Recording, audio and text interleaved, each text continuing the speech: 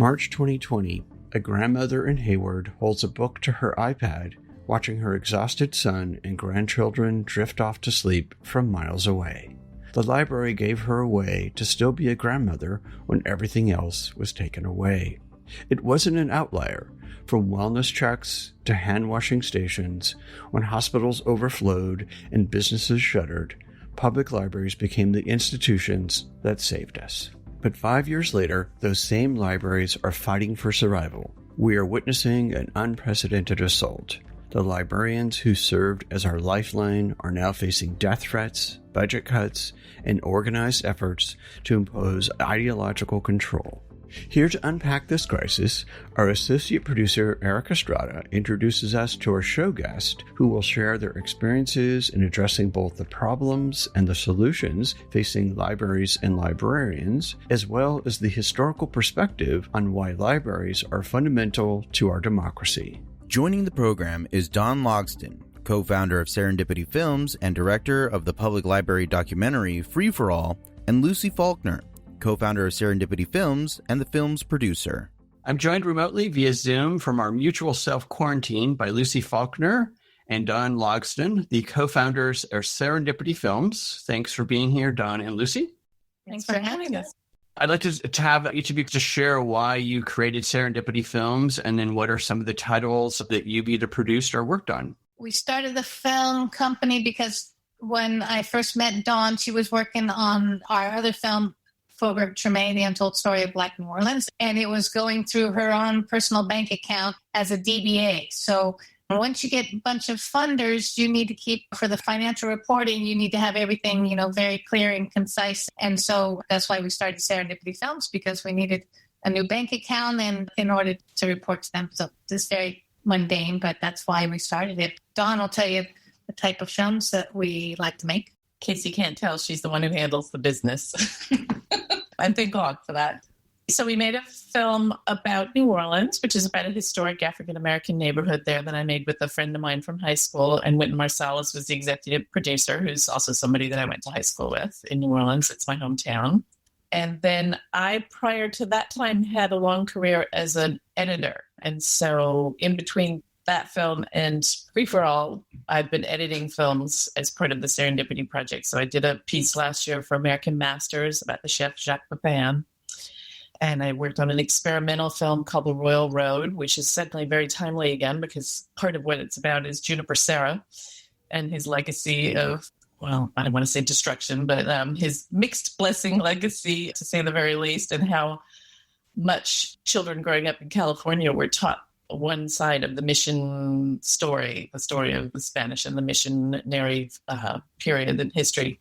And that film was made by Jenny Olson, and it went to Sundance. So most of what we do is work that's for PBS, occasionally ABC or HBO, but mostly PBS. And you both created Free for All, and please walk the audience through why Free for All. It's a wonderful film and probably a very large project for what you guys have done in the past. It was her idea. It's all her fault. Yeah, it's been a huge project. It started when we were working on the Treme film. I was spending a lot of times in archives and libraries, and I just fell in love with librarians because they would have all the answers to anything we needed. If they didn't have the answer, they would look it up, and by the time I got back to my office, the answer would be in my inbox. And so I told Dawn, I said, we should make a movie about public libraries. And she's like, I'm sure it's already been done. And so we, of course, Googled it, and it hadn't been done. So we started thinking about that. We found out who the best historian was on the subject, and we called him up, and he got him on board. And then Hurricane Katrina hit. So we didn't get to start it right away. We had to go back into production for the Heartbreak of Success film. And here we are 10 years later. Yeah. We had to evacuate New Orleans, ended up in Baton Rouge with just our 3 days worth of clothes, thinking we'd be right back home, and discovered that we wouldn't be able to go back home, and we didn't have our computers or anything that we knew where we were or what we were doing. And so we went to the library to get on the computer to tell people where we were, and we were okay because my family's in California, here in San Francisco.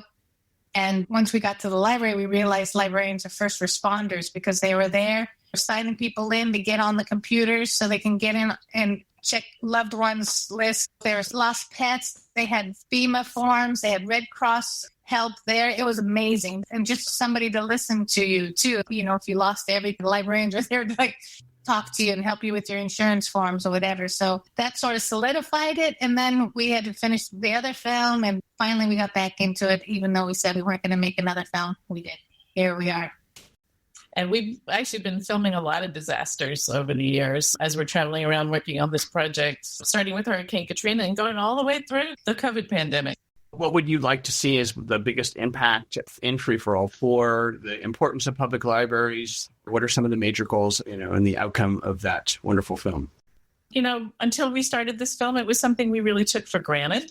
Where the fact that we had a public library every place we've ever lived, and it was free and it was open to everybody. And every place we ever traveled, there's a public library. In the United States, yeah. And most countries now to other places too. But I don't think we can take our public spaces for granted forever. And if we do, we're really in danger of losing them. And I think this moment is super acute for us being aware of that now that they're all closed. It's like, as a society, how do we want to bring them back? Do we want to commit to bringing them back and paying for them? Because it means taxes.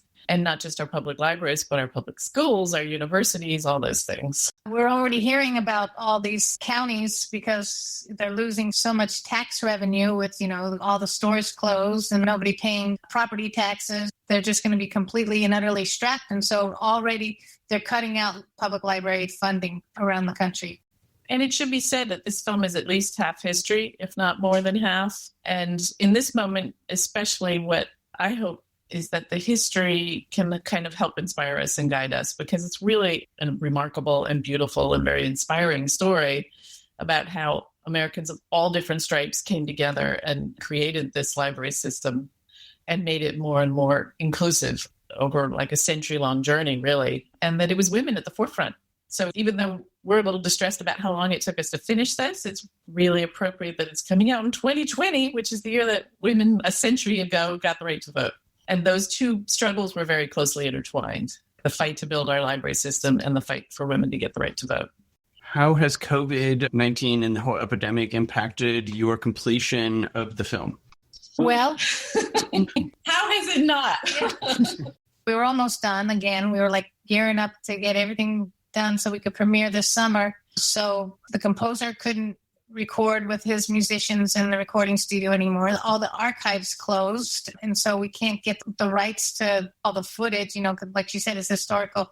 So a lot of footage and photos that need rights to, we can't get them out of anywhere. Nobody's working. And the houses to transfer them are closed. The festivals that we've been accepted at, we had to, they either got canceled or we had to decline because we couldn't deliver a finished film until we get our archival material. We had to give up our broadcast on PBS that was supposed to be happening in a few months. Oh, and then I made the big decision that we needed to go in and make a few, what I thought would be very minor changes to the film to have it be reflective of the new reality that it would be coming out into. And that's proven to be a little more daunting than I thought it would be. And in addition, in our office, we have a large suite in a really great building. And to help offset our rent, because we all know San Francisco rents are crazy, we sublet part of our space out to people. And two of the people that were in here, they left. And so we have empty offices. And one person, it works in the printing industry for a lot of nonprofits like the opera and the ballet. Everybody just stopped, and she's got no work coming in at all. So it's affected us that way as well.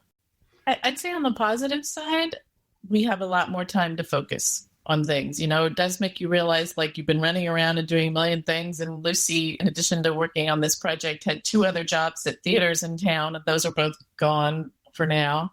So she has a lot more time to work on the project and just a lot fewer distractions. I feel like we are so lucky compared to a lot of people because we're still able to work. We aren't getting any money, but we have the space that's just a couple blocks from our house. So even though we're not essential workers, so we can still try and figure out what's going to happen, We're also very, very lucky that we weren't in the midst of fundraising. I really feel for all of these organizations and artists and nonprofits and social service organizations that are trying to stay afloat right now.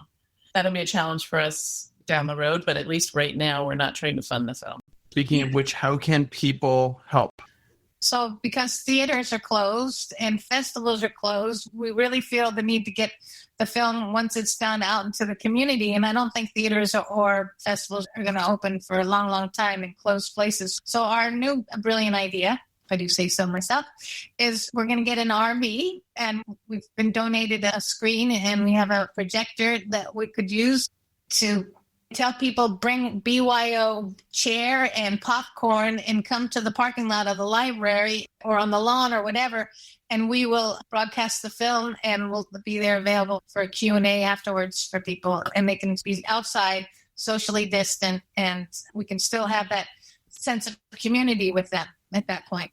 And we were hoping to do a few of those as a test this fall, but given the situation right now, I don't think that's going to be happening until the spring of 2021. But we're laying the groundwork for it, and people should sign up so that they know when we're coming to their town. And where can they sign up? They can sign up on our website, serendipityfilms.org. Are you looking to get someone to help underwrite, provide an RV, help underwrite the tour? Yes, to all of the above. That would be a yes. Yes. We have some funding to get it started, but, it's getting more expensive. Yeah. As we're looking into it more, it's going to be a lot more expensive than we thought. At first, we were like, oh, well, this will be actually the economical tour as opposed to flying all around and staying in hotels, but it's going to be really expensive. Yeah, just to rent an RV for a couple of weeks is like $12,000 or something.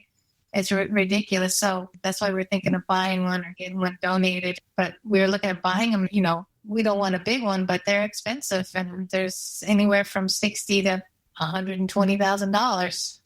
We also want to try and give the film away for free, since it is about free public libraries, and the name of the film is Free for All. And we know that libraries are going to be really hurting right now. So we're hoping to find people and foundations and funders who can help us underwrite, making it available to every library in the country with a toolkit that makes it accessible so that librarians can use it for their own screenings, but also if they need to use it for, making the argument for funding, for just helping their communities in whatever ways they need to use the film. So out of the COVID-19 meltdown, what do you think are some of the positive things that could come out of it to help our local filmmakers such as yourselves here in the Bay Area? In the course of researching this film, I've become really aware of how important it is to have public funding for our public services like libraries and schools, but also for our artists.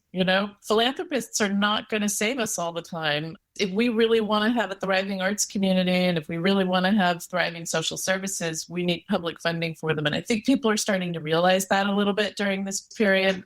So that's what I hope for. More city funding, more state funding, more national funding for the arts. And tax people, all across the board, that's more equitable taxation. Yeah.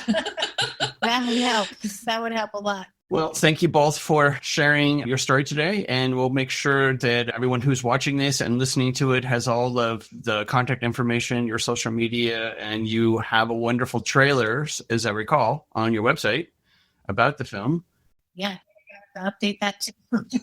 And collected lots and lots of stories. So it's a really wonderful project. And I hope that you can bring it to fruition this year, or at least, beginning of next year. Thanks for having us, and thanks for everything you've done to support the project over the years. Yeah. Coming up is Susan Stuart Clark, founder of Common Knowledge, bringing decades of experience helping communities learn, lead, and collaborate, as well as Derek Wolfgram, Library Director of Redwood City Public Library, and Jayanti Addleman, Library Director of the Hayward Public Library. Jayanti, I love that you brought up the theme of learning and the lifelong learning that the library provides for all age ranges, and then how you and your team and Derek and his team have been through your own learning experience. It was showtime, right, during COVID? Sure. And as a backdrop for talking about how you adapted or adjusted during COVID, I'm just wondering if you could tell the listeners maybe a little bit of an overview about what the Hayward Public Library provides. What is the part that people may not understand about the library's role in the community? So Hayward, one of the things which even though I did a lot of research before I came to Hayward, which really surprised me myself, is the level of service we provide to young people.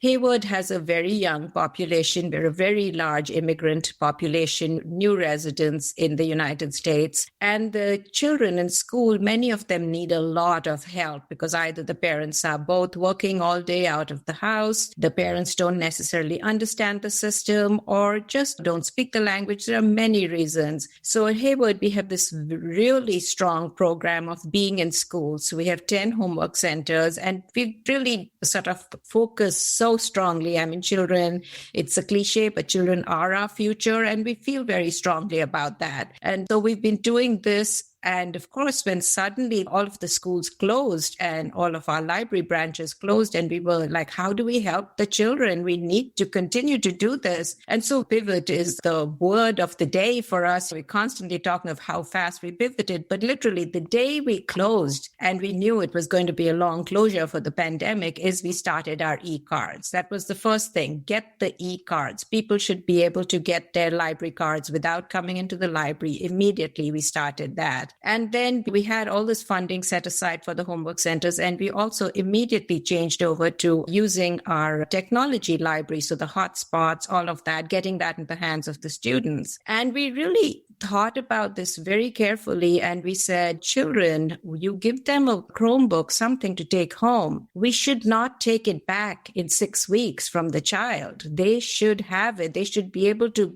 be confident that they can continue to work with it. So we actually changed our loan periods to 1 year for all of our devices immediately. So you do little things that don't sound very big, but the impact is so tremendous. So that's one of the things I really like to talk about is how our tech lending library has been. And we don't have perfect coverage in terms of broadband internet in the city. There's lots of real dry pockets, deserts. And so these hotspots and MiFis, which we've lent out, have been really a huge help. So I like to talk about the technology and the helping students that Hayward does that many people are just not aware of. That's a fantastic example. And Derek, as you begin to roll out all the amazing ways that you pivoted and responded, what is the starting context that people need to know about the Redwood City Public Library? I think in a lot of ways similar to what Jayanti's talked about, that the immediate concern definitely as libraries closed and as students went home, there was a lot of concern about connectivity. And we did many of the similar things with our hotspot devices, being able to get those checked out to people, extending loan periods, working with community partners that we had relationships with to make sure that the most needy folks in the community were the recipients of those devices, because the school districts actually did a great job in Redwood City of helping the students with connectivity. But there were a lot of folks that fell through the cracks for various reasons, whether there were language barriers to understanding what was going on. In some cases, it's multiple children in a household and there's only one device per household. And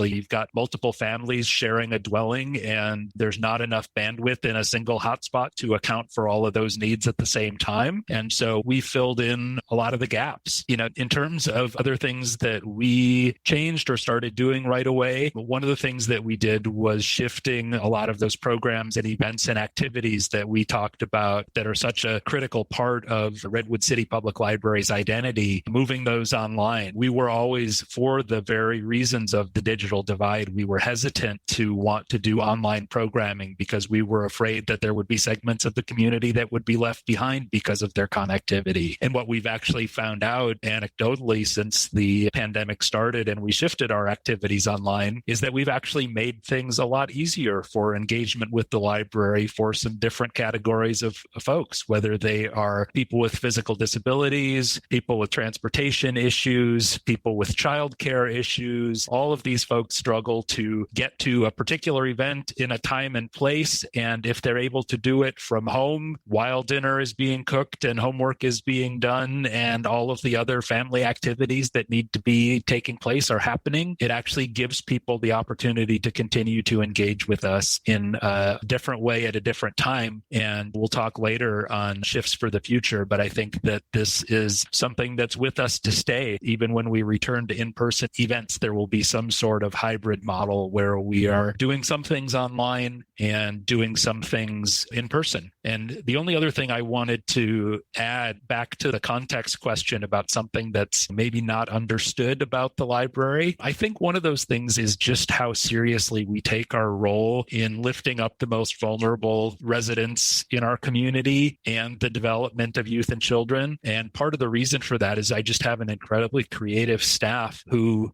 does really fun, engaging things. We have some activities that we do that range from our human library and library takeover programs. We have beehives on the roof of the library. During the pandemic, we've started an online story time series called Stories from Our Community that we've invited partners in to read stories. And those partners have ranged from firefighters to Caltrain engineers to circus performers to the Black Student Union at the local high school. So I think we're always doing things that seem so fun and engaging that the stealth mission of the critical social support and lifelong learning almost gets buried because it just looks like we're just doing things that are fun. But all of these things have a critical role in lifting up our community. I think the only other piece I would add to that would just be, and this will be a question for each of you. I'm going to start with you, Derek, because you had mentioned it, and that would be so much of library experience is what I would consider to be analog in that it's in person. You know, the library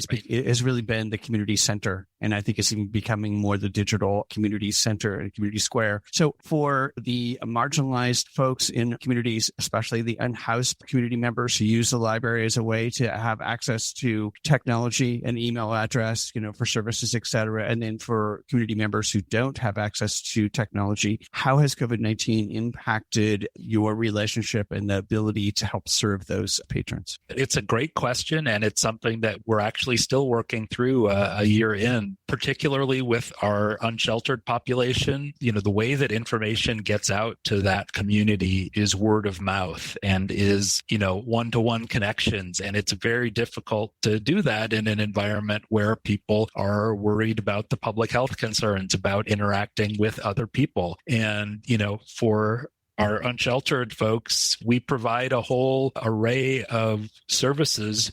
One of the most critical is actually our restrooms. And one of the things we had to do within a week of shutting down the library was we realized that we needed to get accessible portalets and hand washing stations in the parking lot of the library, because that's a role that we play. Is we're a public restroom in a very public, very welcoming space. And all of those public welcoming spaces went away and there wasn't any place for people to go. And so we had to shift kind of our Maslow's hierarchy of needs, how we were looking at things. And we've started doing a lot more that's around food and shelter, in addition to continuing to do some things that are about intellectual enlightenment and some of the, more profound impacts that we try to make on our residents. We had to take care of some of the basics for people as well.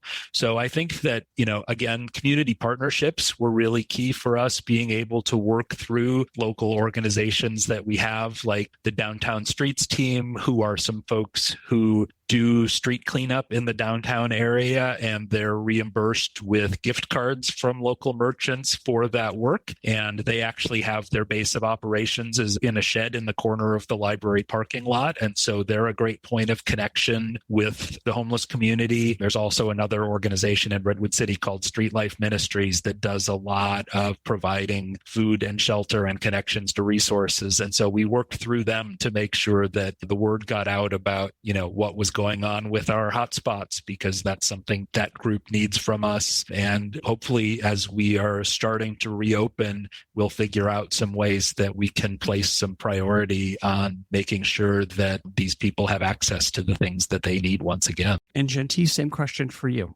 Yeah, so, similar to what Derek said, is we are the de facto daytime shelter for our unhoused populations. They do come in. It's a warm place. It's a safe place. There's the restrooms, there's water, all of these things. And there's definitely just the ability to sit there and keep themselves occupied in a safe environment. But we did exactly the same thing, put the hand washing stations, the portable toilets in the front.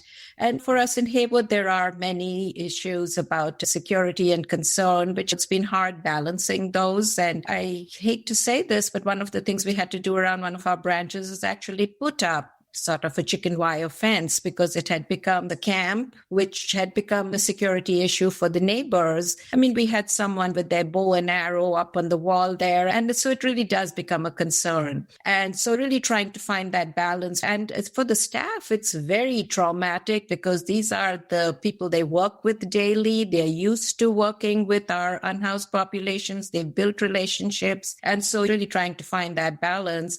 But I think we've done a good job to keep those relationships alive, and we do make the contact. We've got our curbside services going, and part of the curbside for us was the lunch, giving out the lunches to the students. And so families would come with their children and pick up lunches at the library.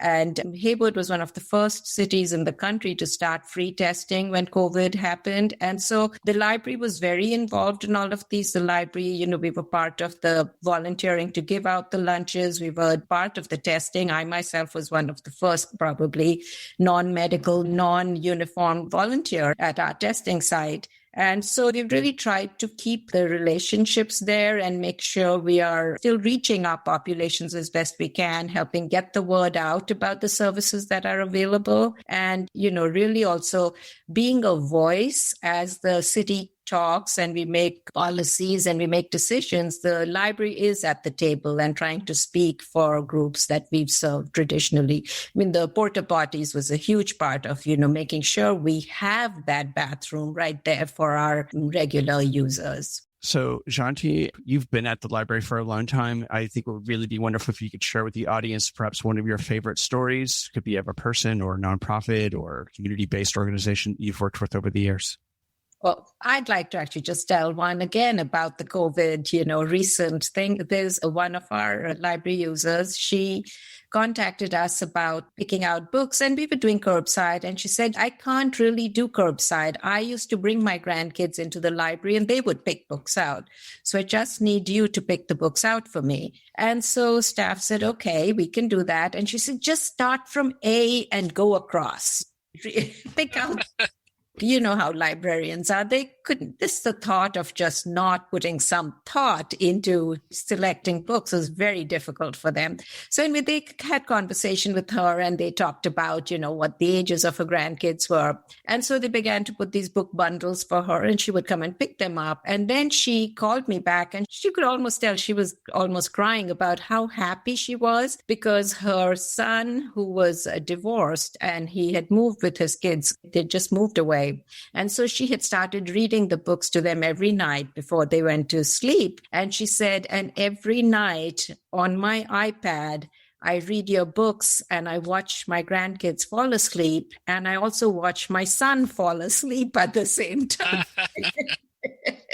As I read. And so she said, not that he's bored, but you can tell he's so tired as a single dad. And he's so grateful that his mother can do this from far. And she really kind of appreciated the way the librarians had done it. But I just loved that story. And I told her, you really need to take a video of this whole scene. And I want to put it on our social media, share it with the public. But the other thing, when we closed, the staff were really suffering from this withdrawal, not being able to see the patrons. They're so used to talking to people, and we're all about service and that contact. And so when we decided to do curbside, we were going to launch our curbside.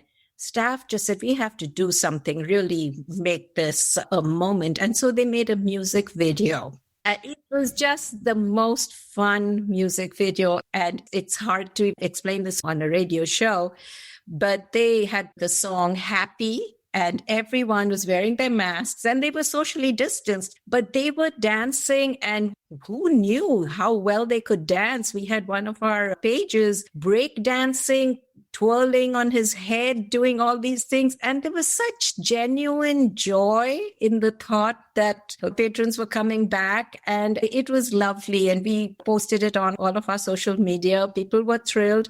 And then our city clerk's office loved it so much. They said, well, can you help us make a video for voting to get people out for the vote? And we were like, sure. Now the library has a new job, when we're making music videos for all the departments in the city. It was very sweet and very fun. Thank you. That was a great story. And Derek, how about you? Sure. I'll share one brief story from actually slightly before the pandemic that is just one of the moments that's really helped me understand the value of what we do. Something that Redwood City Public Library started a couple of years ago was a program called Social Service Office Hours. And some libraries, particularly large urban libraries, have brought social workers onto their staff to help the unsheltered folks and people that are dealing with mental illness or substance use issues that are in their libraries to find help. And I had worked with our local county behavioral health department trying to set up something like this, but basically I didn't have the money or the resources, and they didn't have the money or the resources, but we came up with this idea of what we called the social service office hours, which is for all of the different nonprofits in the community that provide services to the unsheltered community. We set up times for them to be in the library and have the opportunity to interact with the people that are in every day. So one Tuesday morning of the month, it would be Life Moves, who work on shelter issues. One Tuesday, it would be Heart and Soul, who works with substance abuse issues, and rotating through all of these different nonprofits. So everybody could come up with 2 hours a month that they could put into this. So it became a collaboration instead of just having a social worker. And not long after we started this program, I was talking to a gentleman that I would see in the library every day as I walked through. And I just said, "How are you doing today?" And he said, "Well, I'm not that great." And I asked him why. And he said, "Well, I was just at the social service office hours and I've been placed into housing. I have a place to go and live starting next week." And I was, okay, so where's the bad news? And he said, "But it's in a neighboring community and I'm not going to be able to come to the Redwood City Public Library every day anymore." And the fact that was in that moment overshadowing for this person, the fact that they had housing that they could go to was just heartbreaking and extraordinary all at the same time. In our first half, producers Don Logston and Lucy Faulkner shared how libraries became essential lifelines during disasters, from Hurricane Katrina evacuees to the COVID-19 isolation. Their decade-long journey culminated in Free for All, now streaming on PBS's Independent Lens. Get engaged and support your local library and organize a screening at freeforall.org. We rely on your support to produce these stories. Please consider making a tax-deductible donation by clicking the donate button at georgecoster.com. Thank you for your support. I am Associate Producer Eric Estrada, guiding you through our second half.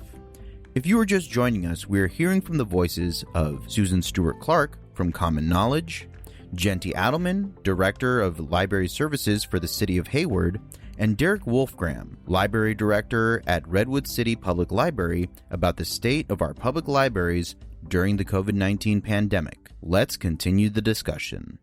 I wanted to follow up on these COVID experiences with a theme that's been sort of burbling under your examples, but we know from our work with the libraries north of you, libraryrecovery.org, that mental health and the library's role in supporting community mental health, whether it's formally or informally breaking down the isolation. I would just love to hear from both of you a little bit about how you saw supporting community mental health and just general psychic well-being during a time of such disruption. Derek? Yeah, it's a great challenge because, like we've talked about, the fact that people were cut off from having interactions with each other, and that human day-to-day contact is for many people the thing that keeps them going. And so in one sense, I think that just all of the activities that we did, the picking up a craft kit or just coming to get a curbside book, like this ability to do something normal-ish and to have the self-care of being able to retreat into a book or into an activity really made a difference for people. For the truly, deeply mentally ill, this is an area that our social service office hours was probably the best way that we had been providing points of connection for these folks. And honestly, I don't know that we did the absolute best job in the world with finding a way to sustain that. It was very difficult without having the physical contact. So I said we've kept in touch with our community partners and we've tried to funnel resources through them. But I'm feeling a renewed commitment to make sure that we're providing some opportunities to help those people first as we move into our reopening phase.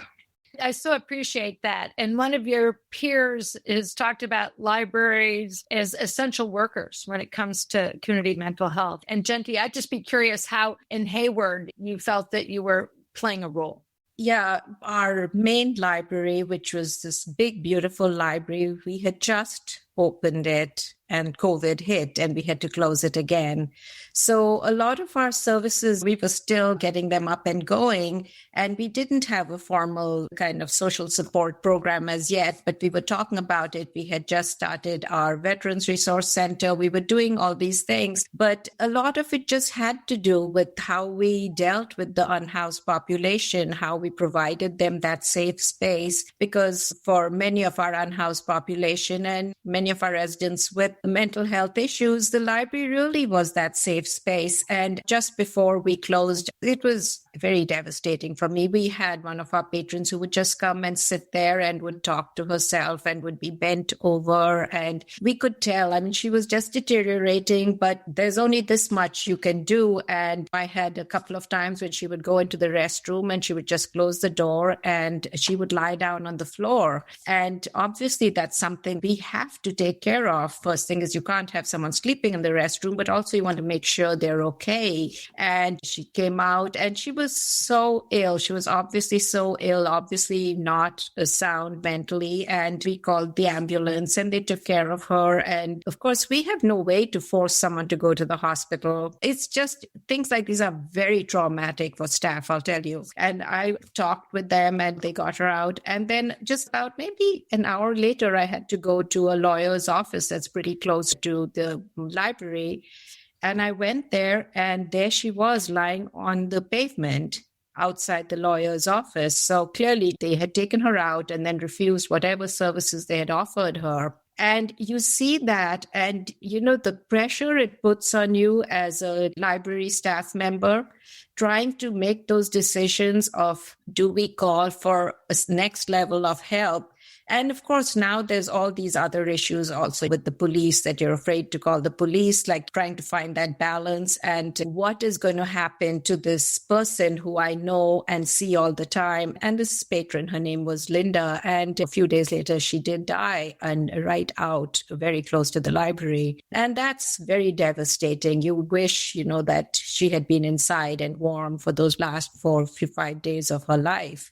And you always feel like, if I hadn't called, maybe she'd have come back for the next 3 and 4 days and stayed inside with us instead of ending up just feeling like she couldn't come into the library. So it's a very difficult situation. And all libraries, we're really trying to work through this and trying to find a common understanding, a shared way of serving our mentally health. We've done a lot, and whether it's like giving Narcan or there's all kinds of things we do as a group, but it's not uniform and it's something it's very hard to police in the sense of make policy on.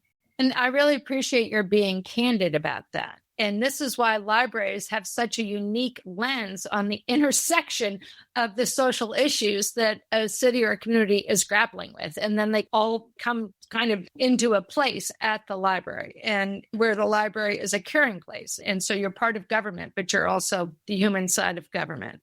I think as we talked earlier about lifelong learning, what from this COVID experience have you learned, and what would you like to carry forward?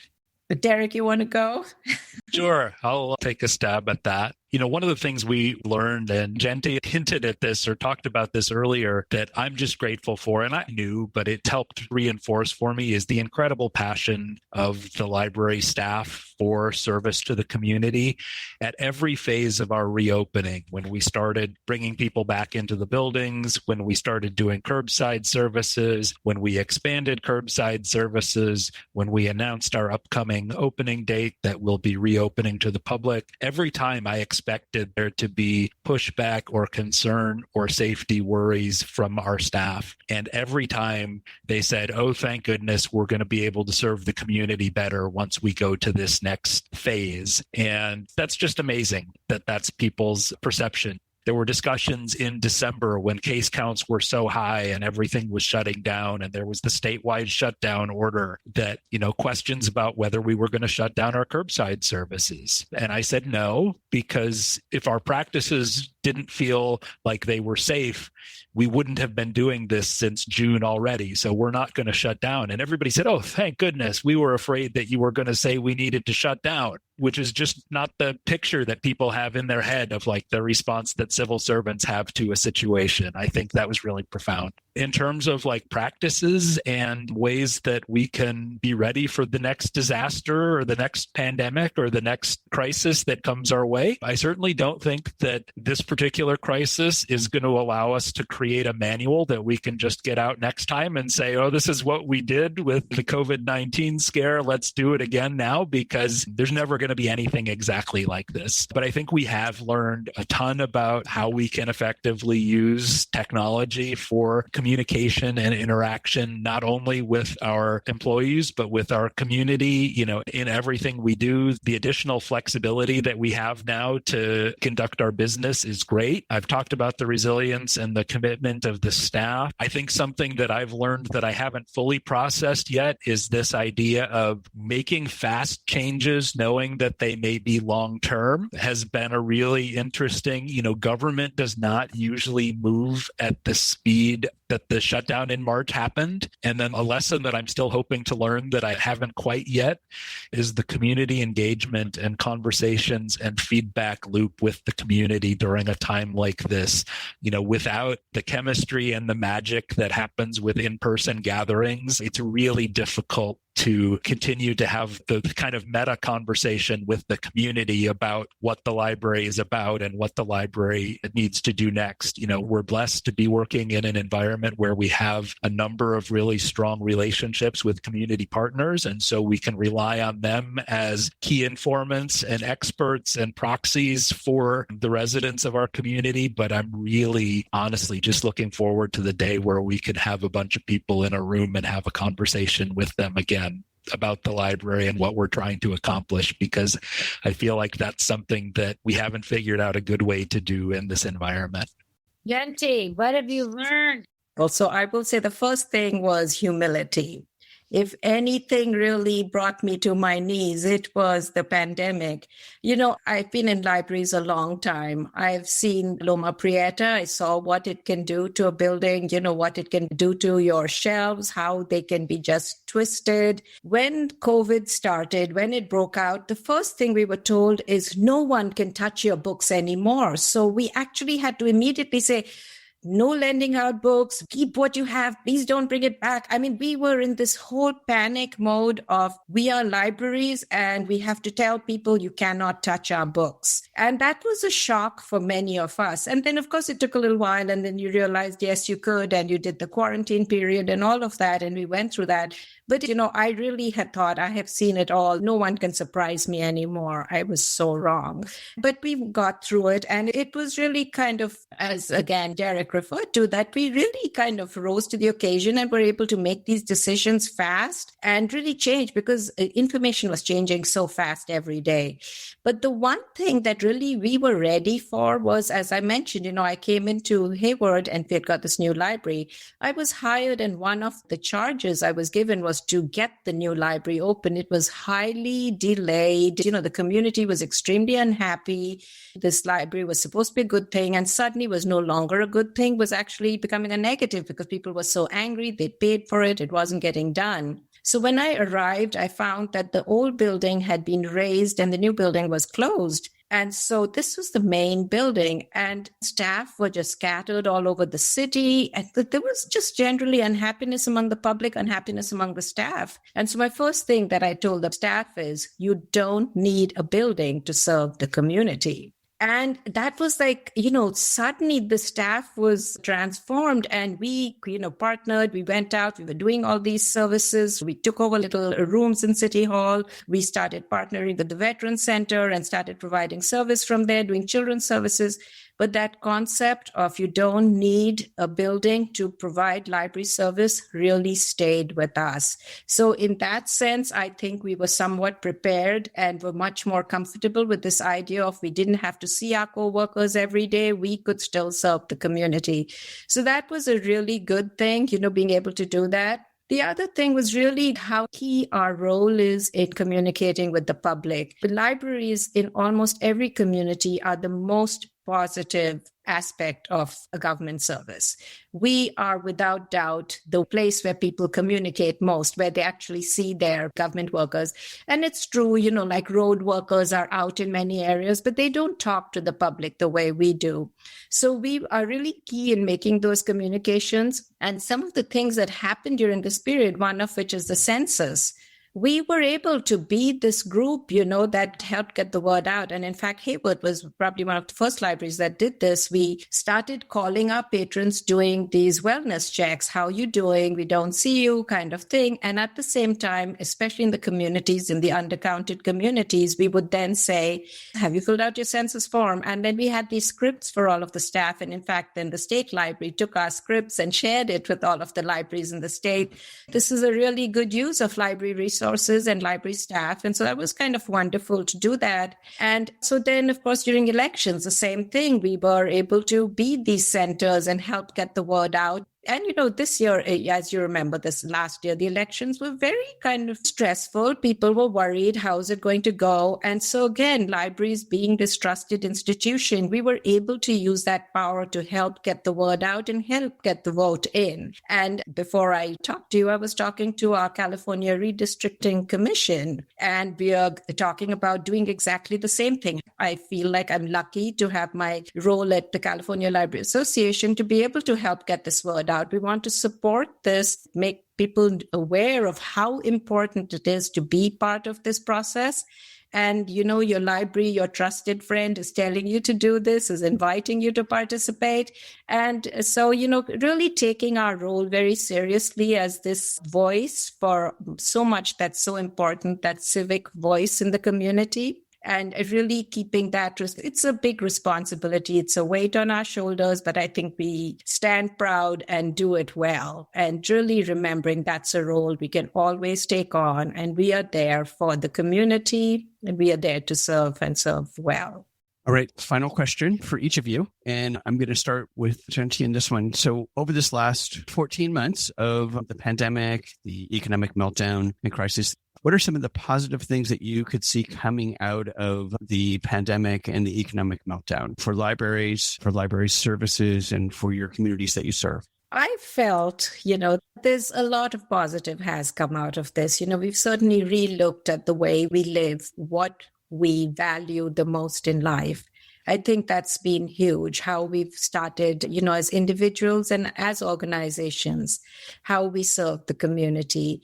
And just that whole idea that we can be broad-minded, we can be much more flexible in how we serve the public has been, to me, probably one of the biggest things, that we're going to go into this sort of a more hybrid mode of service. It's not going away. We really love what we've been able to do with the online programming, how we reach out to the public. Our literacy program's been thriving in a way that is really hard to believe. We've done so much of giving away the technology. So I'm sure we're going to continue to do a lot of this. And I'll just give the illiteracy as an example, because we started doing tutoring online, and we realized that, well, a lot of our literacy learners need the technology. They definitely don't have it.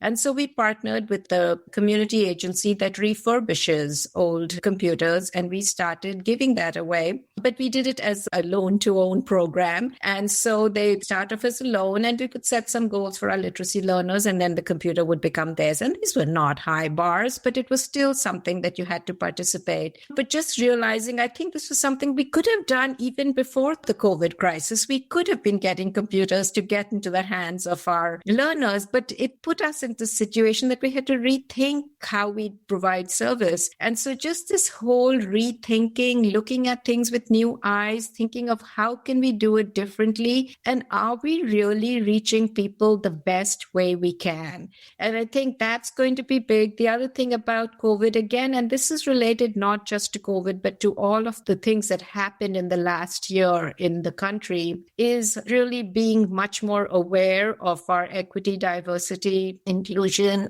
which, we took pride. I think libraries have always been proud in how we've served the community, but you suddenly realize maybe we aren't as good as we thought we were.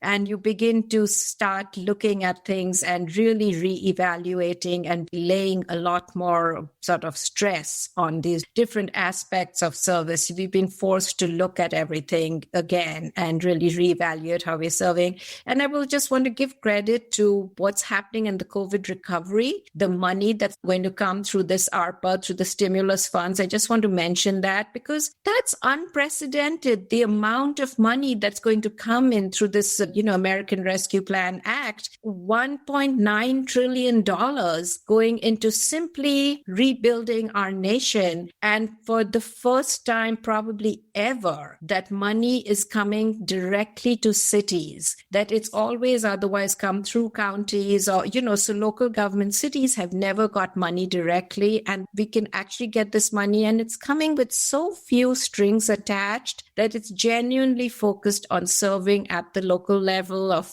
helping people recover at the local level. And I think that's been an amazing sort of moment for us in history, the way we're going to move forward. And I think we're all going to come out of it much stronger. And Derek, what are some of the good things that can come out of all this? I think, again, for a long time, I've been part of the Jayanti fan club because she articulates so much about the way that I feel about what libraries can do. So what I think has been transformative about this past year plus is that I think that libraries have recognized that we can make a difference in anything that's facing our community. There are very few agencies that are equipped to deal with the effects of a racial equity reckoning, a economic crisis, a public health crisis, all at the same time. But these are all problems that we have tools to help our communities work through. And these are all issues that, can be part of our purview. I think that libraries can easily kind of put ourselves into boxes, that there are specific things that we do. Obviously, literacy and child development and school readiness, these are things that are obvious nexuses with the library. And Susan mentioned some of the work that was done in Redwood City and other communities using the library as a central point for discussion of the housing crisis and how people can be brought together for solutions to address that issue that has plagued the Bay Area for quite some time. So, for me, while I'm exhausted in some ways, I also feel energized by the realization that, libraries don't have to just transform communities in kind of the narrow ways that we stereotypically think of, that libraries have the power to really contribute to whatever our communities are facing. And Susan, turning to you, you've worked not only with our two wonderful subject matter experts today, but libraries across the state. What are some of the good things that you could see coming out of what looks to be darkness into the light? Well, thank you. I had high expectations for this conversation, and I love that we've had a chance to hear how these leaders blend being an accountable public agency with nimble, caring people. We're constantly monitoring the pulse of the community and what it needs. And for me, what I hope comes out of COVID is what Derek said, that we are not going to unsee the realities facing our communities. But I think libraries have a unique set of sight lines where these things come together, not to overwhelm, not to ask librarians to be superheroes that solve it all, but really to be those key collaborators that both Jayanti and Derek talked about. What are those collaborations? What is that web of understanding who needs what and the supports and the ecosystem in the community, including activating those community members who can be part of making things better and transform, so that people are not just a bucket of needs, they are part of the solution. So as the library helps people grow in their own individual potential, I get so excited about the collective potential. And I think, George, your series, The Voices of Community, let's do this pausing, what we just did today, to reflect. Been working with libraries up and down the state on libraryrecovery.org, preparing to respond and recover together. And we have some libraries and some public agencies that are so busy, it's like, will this be over soon? And it is the organizations that pause and reflect and figure out just what we were doing today. How can we leverage it? How were these disruptions positive? That is where we can accelerate that growth and that transformation. So this series, these leaders, the whole thing to me addresses, it's not if, but when that next disaster is coming. But we can make the transformation happen in between as well. Thank you. That was great. I want to thank Susan for helping put together this really wonderful panel with Jayanti and Derek to talk about the importance of public libraries in our community and all of their wonderful stories and insights. And we'll make sure that everybody who's listening to the show will have your websites and information, and of course the music video, and make sure we share that out. And want to just thank you for being a part of a really wonderful conversation. But more importantly, going forward, I'll be really excited to see how libraries reinvent themselves, because you've discussed a lot about reinvention today. So stay safe and healthy out there in our crazy new normal. Thank you so much, George. Thank you, George. Thank you so much. As we wrap up today's Voices of the Community program, we reflect on the powerful issues raised in the second half of the show, how public libraries became lifelines during COVID-19. Our guests described libraries expanding digital access, supporting students and families, serving unhoused neighbors, and providing trusted information when communities needed it most. Libraries emerged not just as service providers, but as essential civic anchors. Earlier in the program, we heard from Susan Stuart Clark of Common Knowledge, Jayanti Addleman, Director of Library Services for the City of Hayward, and Derek Wolfgram, Director of the Redwood City Public Library, leaders demonstrating how libraries advance equity, learning, and community resilience. To learn more about our guests and their organizations, visit voicesofthecommunity.com. Click on the COVID-19 series and explore Series Highlights Part 4. Please subscribe to the Voices of the Community newsletter and consider making a donation at voicesofthecommunity.com by clicking the donate button to help us continue producing programs like this one. Before we sign off, a sincere thank you for spending time with us today. This episode is part of our special highlights shows drawn from our COVID-19 special series, a body of work that began when Bayback Media invited us, under Paula Argoni's leadership, to co-produce SF Nonprofit Spotlight. Those 10 television episodes we helped produce led us to chronicle the wider ecosystem of social, government, and economic support. We introduced you to nonprofits, small businesses, libraries, artists, and public agencies adapting in real time to the first global pandemic in several generations. From April 2020 through January 2023, we produced 105 episodes documenting what it looked like to serve, survive, and innovate under extraordinary pressure, and what our common community ecosystem demands from all of us today and into the future. Here's how you can keep the momentum going. Start by subscribing to the Voices of the Community podcast on Apple Podcast, Spotify, YouTube, or wherever you listen, so new episodes find you automatically. Next, please rate the show and share it with friends or colleagues. Your reviews and reposts markedly increase our reach, putting these voices in more ears that can act. Then subscribe to our YouTube channel for full video episodes and archives. Search YouTube for Geo Coster and click subscribe. If this storytelling serves you, please consider making a tax-deductible donation at voicesofthecommunity.com. Just click the donate button, and your contribution directly supports field reporting, editing, mixing, transcription, and distribution. It keeps community media independent and accessible. We also want to hear from you. Send feedback on today's show, propose topics, or suggest guests by emailing George at georgecoster.com. Your notes shape our editorial calendar and introduce us to new problem solvers. We could not make these shows possible without our wonderful team. Associate producer Eric Estrada for co-hosting plus his audio and video wizardry, and designer Casey Nance of Citron Studios for her visual brilliance. Thanks also to our broadcast partners, KSFP LP FM 102.5 FM in San Francisco and KPCA LP FM 103.3 FM in Petaluma for highlighting these stories. I'm George Coster in San Francisco, and join us for our next highlight episode in the COVID-19 series. Until then, take care, and remember, your voice matters.